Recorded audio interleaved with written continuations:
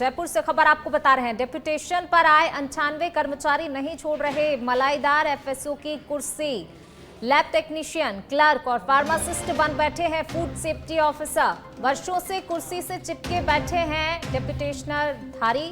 नहीं देना चाहते हैं युवाओं को कोई भी मौका। कोर्ट से आयोग करार, फिर भी सिस्टम में जमे हुए हैं ये 98 चेहरे। एफएसओ 2022 के चयनित अभ्यर्थी परेशान हो रहे हैं और इनकी तरफ से आरोप भी लगाए गए हैं। आरोप है डेपुटेशन धारियों की साजिश से भर्ती लटकी है।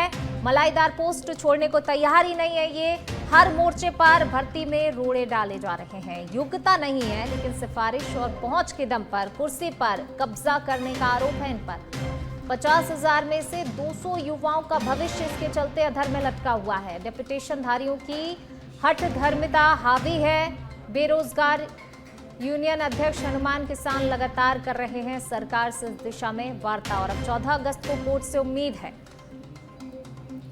चलिए और ज्यादा बातचीत के लिए हमारे सहयोगी कुणाल हमारे साथ जुड़ रहे हैं। कुणाल, डेपुटेशन धारी जो है कुर्सी पर जमे हुए बैठे हैं और देखिए तमाम तरह के आरोप लगाए जा रहे हैं इन पर। जो अभ्यर्थी हैं वो भी परेशान हो रहे हैं और अब ऐसे में उम्मीद है सरकार से कि आखिरकार क्या आगे होगा।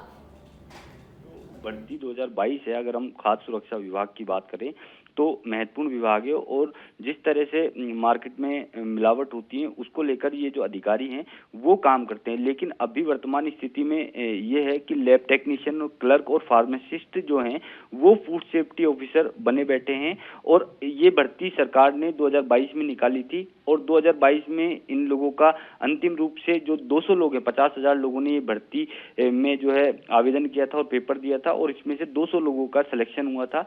लेकिन इन 200 लोगों की अब तक जो है ज्वाइनिंग नहीं हो पाई है क्योंकि जो डेपुटेशन धारी हैं वो लगातार जो भर्ती को है वो कोर्ट में अटका रहे हैं और वो चाहते हैं क्योंकि अगर इनको ज्वाइनिंग मिलती है तो ऐसे में उनको अपने वापस जो मूल विभाग है उसमें लौटना पड़ेगा। ऐसी स्थिति में इनके द्वारा जो डेपुटेशन धारी हैं उनके द्वारा लगातार इस भर्ती में जो है बाधा उत्पन्न की जा रही है। ऐसे में इसको जो न्यायिक बाधा है उसको दूर करवाने की मांग को लेकर 12 अगस्त से जयपुर के शहीद स्मारक पर बेरोजगार यूनियन के नेतृत्व में प्रदर्शन किया जाएगा। इस पूरे मामले को लेकर सरकार का अब तक जो रुख है वो सकारात्मक देखने को मिला है और आगामी जो सुनवाई है उसमें भी जो सरकार इस पूरे मामले पर मजबूती से पैरवी करे और जो 200 एफएसओ हैं उनके साथ न्याय कर उन्हें नियुक्ति का रास्ता जो है साफ करे। ऐसे में 12 अगस्त को जयपुर के शहीद स्मारक पर इस मामले को लेकर प्रदर्शन किया जाएगा। बिल्कुल कुणाल, एक चीज और आपसे यहाँ पर समझना चाहेंगे। देखिए कहीं ना कहीं एक लंबा समय हो गया है इन्हें और अभी भी ये कुर्सी छोड़ने को अपनी तैयार नहीं है। ऐसे में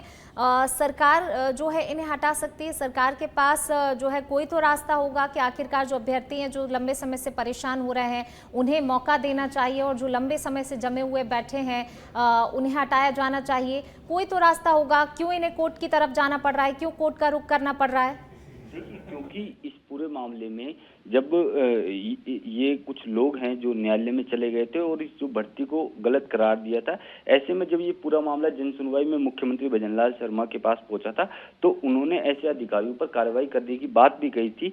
लेकिन उसके बाद जो है क्योंकि मामला न्यायालय में चला गया तो वो चल रहा था, इस पूरे मामले की जो सुनवाई है वो भी पूरी हो गई थी। लेकिन फिर जो जज हैं वो उनका ट्रांसफर हो गया था तो ऐसे मामले में अब इसके लिए स्पेशल बेंच का जो है गठन किया गया और स्पेशल बेंच में सुनवाई होगी और इस पूरे मामले को लेकर सकारात्मक रुख जो है सरकार का है। और अब क्योंकि 14 तारीख को सुनवाई है, सरकार के जो मंत्री हैं विधि एवं कानून मंत्री, उनका भी इसको लेकर जो है सकारात्मक रुख देखने को मिला है और संभवतः प्रयास ये रहेगा कि आने वाली जो 14 अगस्त की भर्ती है उसमें इनके साथ न्याय हो और सरकार फिर ऐसे लोगों पर कार्रवाई भी कर सकती है जो डेपुटेशन में इस भर्ती को पूरा होने से रोक लगा रहे थे। देखिए कुणाल, अब कोर्ट में सुनवाई होने, कोर्ट की तरफ जाहिर सी बात है इनकी नजरें होंगी जो परेशान हो रहे हैं अभ्यर्थी। कोर्ट से अब कोई उम्मीद है कि जल्द से जल्द कोई फैसला कोर्ट दे दे और जो है इनकी समस्याओं का समाधान हो सके? कि इस पूरे मामले पर सरकार का सकारात्मक रुख था। यही कारण है कि अब इस भर्ती के लिए एक स्पेशल बेंच गठित की गई है और स्पेशल बेंच में इस पूरे मामले की सुनवाई होगी।